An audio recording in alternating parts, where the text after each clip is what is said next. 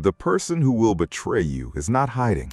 They're sitting across from you right now, laughing at your jokes, asking about your plans. And the most disturbing part, you already felt it. Some quiet signal in the back of your nervous system, a half-second of discomfort after a compliment, a pause that lasted just slightly too long.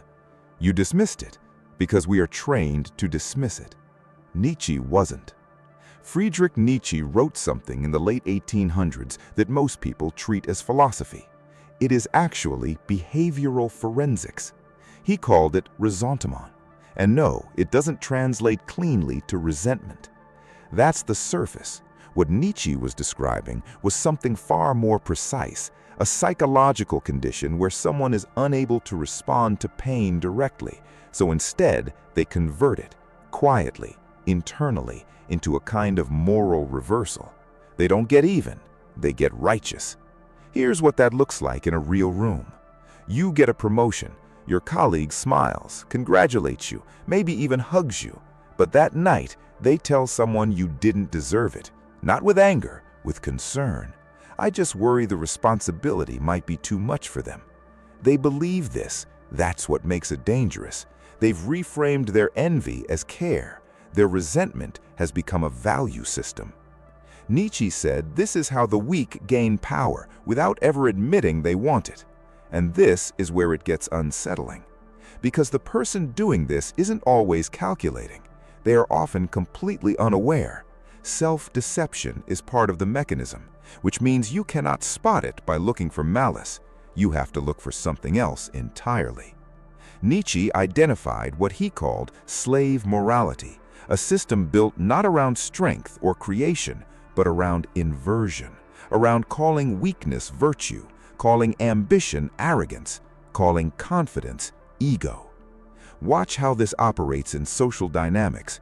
The person practicing resentment doesn't attack directly. They reframe. They position themselves as the reasonable one, the humble one, the grounded one. And slowly, almost surgically, they begin to reframe you. Think about the last time someone said something like, "I just feel like you've changed. You seem different since things started going well for you. I'm not saying anything bad. I just miss who you used to be." Those words feel like concern. They land like guilt, but they function as control. What they are really saying is your growth makes me feel small, and I need you to stop.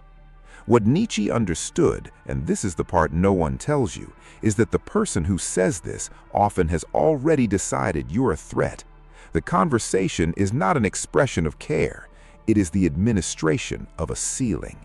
And here's where it becomes a pattern you can now recognize.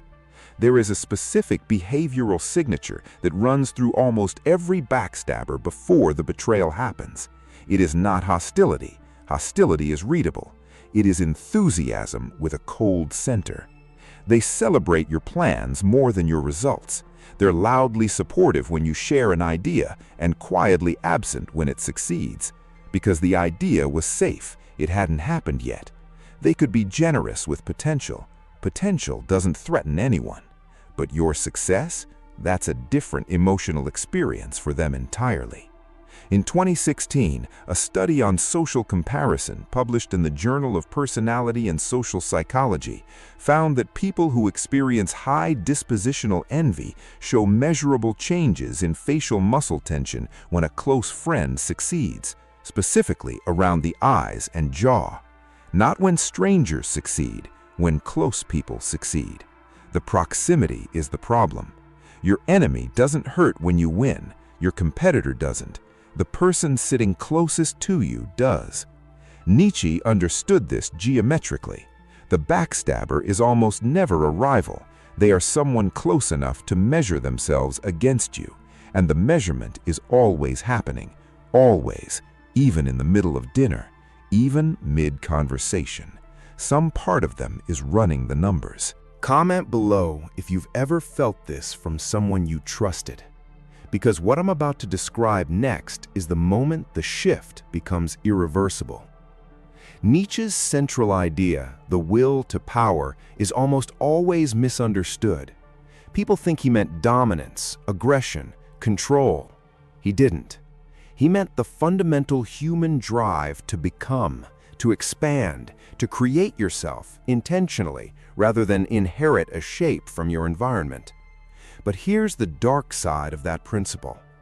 When someone cannot activate their own will to power, when fear, insecurity, or conditioning has collapsed their ability to build, they don't give up the drive, they redirect it. They cannot create, so they begin to diminish. They cannot rise, so they begin to lower. And the target is never random. It is always someone in motion, someone building, someone becoming.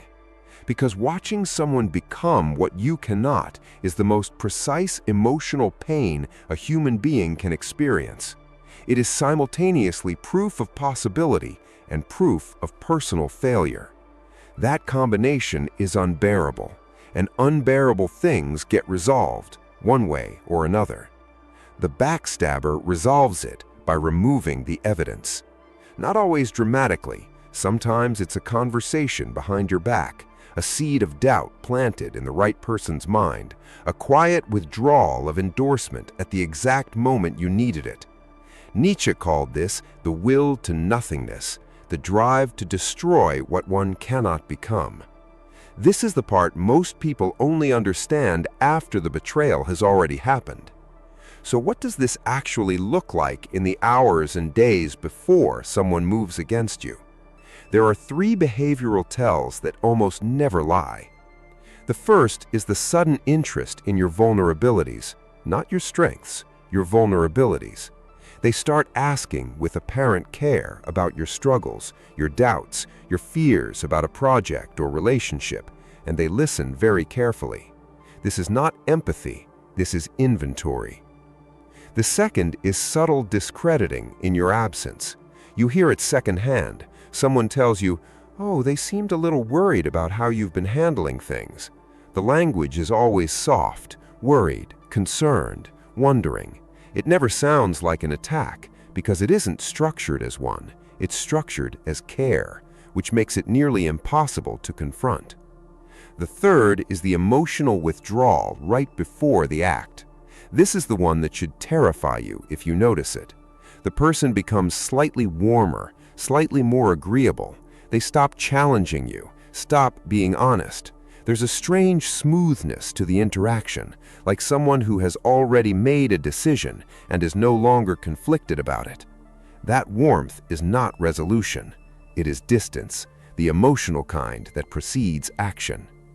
If you've seen this exact sequence play out in your own life, comment the word Nietzsche below, because understanding this pattern changed everything for me about how I read people. Here's the uncomfortable truth about everything we've covered. Nietzsche did not prescribe paranoia. He prescribed clarity. In Thus Spoke Zarathustra, Nietzsche writes about the necessity of solitude, not as isolation, but as discernment. The idea that to build something real, you must be willing to see people as they are, not as you need them to be. And that requires something most of us have been conditioned against since childhood: letting someone reveal themselves without rushing to reinterpret what you're seeing. Most people, when they feel the first cold signal from someone close to them, immediately construct a narrative that excuses it. They're going through something. They didn't mean it like that. I'm being too sensitive.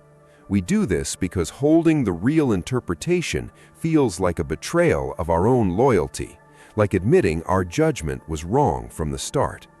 But Nietzsche would say that moment, that exact moment of self-correction, is where most people lose themselves.